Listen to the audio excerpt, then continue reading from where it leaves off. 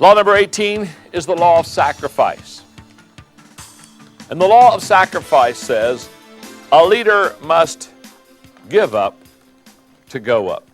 In fact, I can remember several years ago now doing a leadership lesson entitled, You Have to Give Up to Go Up.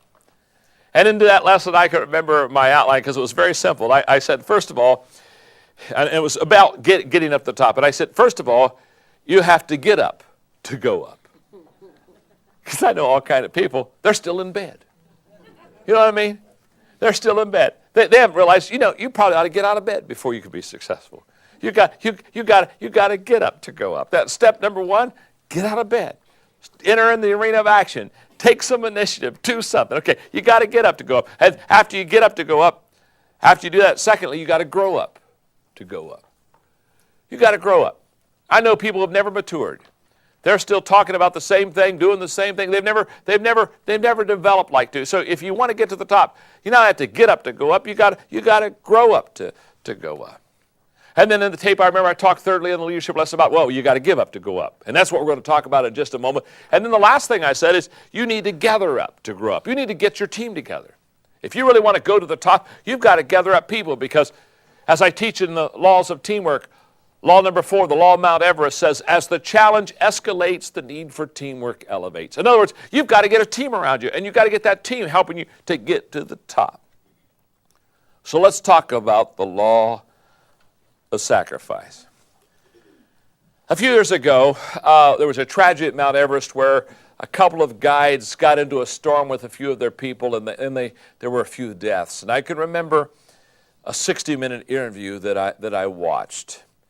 It was a very interesting interview because they were talking to one of the guides who, of course, lived, and they were talking about the tragedy. I think it was Mike Wallace, if I'm not mistaken, in that interview, and he asked a couple of questions that especially arrested my attention. One of the questions he asked was, why do you risk your life to take people to the top?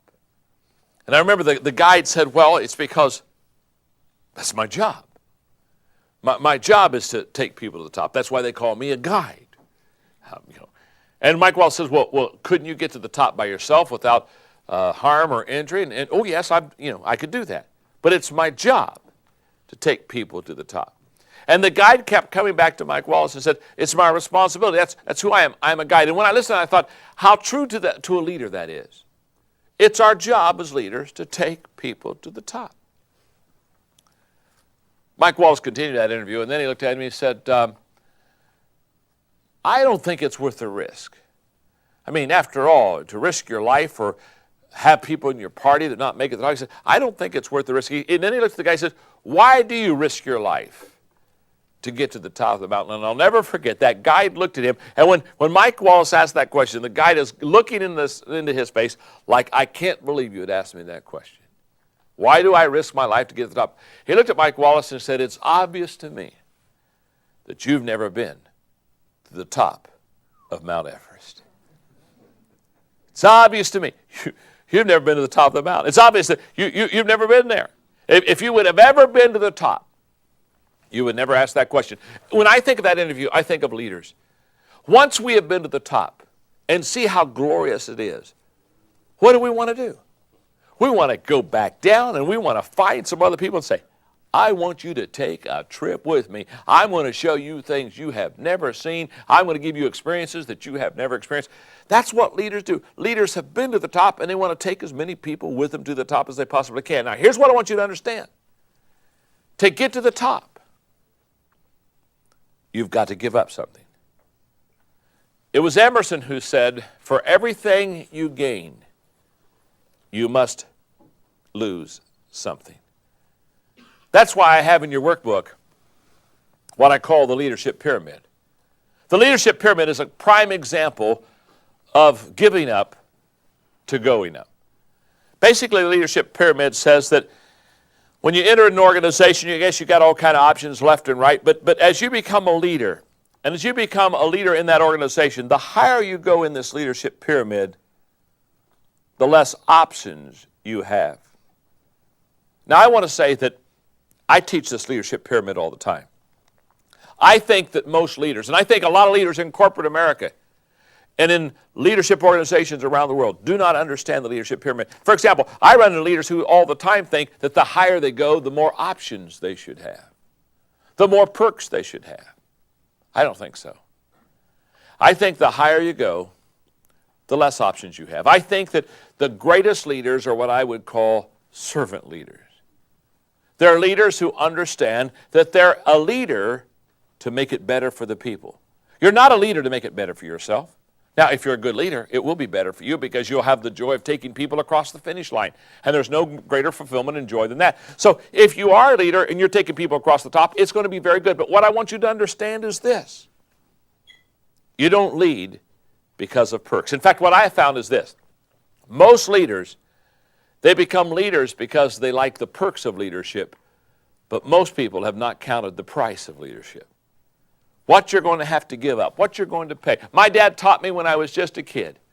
He said, John, pay now, play later. That's the way it works. And he said, if you don't pay on the front end, you don't get a play on the back end. In fact, he said, I'll never forget this. He said, John, the longer you wait to pay the price, the higher it becomes. So learn quickly, pay on the front end. And I'm saying to each one of us today, as we're teaching this principle, the law of sacrifice, what we've got to do is we've got to understand that we have to pay on the front end. There's a price to pay to be a leader. It's not always easy. It's not always fun. In fact, when I teach leadership, one of the things I'm most concerned about is, why do you want to become a leader? Do you want to become a leader because you think there are a lot of perks in it for you? Or do you want to become a leader because you want to add value to people and take them to a higher level than they could ever go on their own? So let's go to the workbook. Because there are 3 sacrifice statements that I want to make. Number 1, there is no success without sacrifice. Let's just start there. You say, John, what do you mean? What I mean is, there is no success without sacrifice. There's not an escalator waiting to take you to the top. Quit standing outside waiting for the chairlift to take you to the top. Nobody ever got to the top of a mountain and at the end of the day said, oh my goodness, how did I get here? Instead of saying, I just took a stroll and the next thing I knew, I was on top of this mountain. No. You can fall off the top by accident, but you can't roll to the top by accident. If you get to the top, it's because you gave up something. And let me tell you something that all experienced mountain climbers will tell you. Before they take that big trip to the top, the main question they ask themselves is, what are the essentials I must take with me? Because they know anything except essentials will be a detriment to keeping them from what that goal is. So when they get ready to go to the top, they don't back up a U-Haul truck and say, I'm going to throw this stuff in the truck. I may need it while I'm up there. No, they give up. They give up to go up. So there is no success without sacrifice. Number 2, the higher the level of leadership, the greater the sacrifice. That's a fact. The higher you go in your leadership, the more you'll give up. I remember thinking when I started off in my career, in my business to go to success, I remember thinking in the very beginning, boy, I was willing to do anything to get to the top. Of course I was. I didn't have to give up anything. Hey, when you have no money, it's not hard to give it up. When you have no position or reputation, it's not hard to give it up. You say, well, why was I so foolish as a youth? You weren't foolish as a youth. You didn't have anything. But as you grow higher, one of the reasons many leaders never get to the top is because as they go higher, they get more stuff.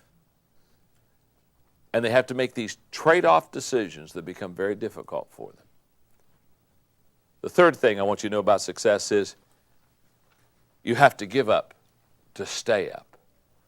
You not only have to give up to go up, once you get on top, you have to give it up. The reason most sports teams can do consecutive world championships is because after they win their first world championship, all the players go on the chicken banquet tour. And they spend the next year getting fat, telling everybody how they did it last year. And you don't reproduce yourself by telling your story. You reproduce yourself. You stay on top by giving up continually. About 5 years ago, I did a lesson that really fits this whole law of sacrifice. It was entitled 10 Trade-Offs Worth Making. And I was at a very important part of my own career where I was 50 years old. And I was going to have to make some major changes, and I was going to have to give up some major wonderful perks and things I had in my life if I wanted to go to the next level. And I can remember that day as I sat down at my desk with my legal pad and I began to look at the trade-offs. Trade-offs such as I was willing to give up affirmation. People tell me what a good job I was doing for accomplishment to get to a next level. I was willing to give up financial gain for future potential. I was willing to give up immediate pleasure for personal growth. I was willing to give up the quantity of life for quality of life. I was willing to give up security for significance. I was willing to give up acceptance for excellence. I was willing to give up addition for multiplication. I began to work through all these things I was willing to give up. And I can remember making the conscious decision to keep on going. But I also remember, as I looked at that list, I realized that the higher you go, the price gets higher. That's why many people get about 2/3 of the way up and never climb any higher.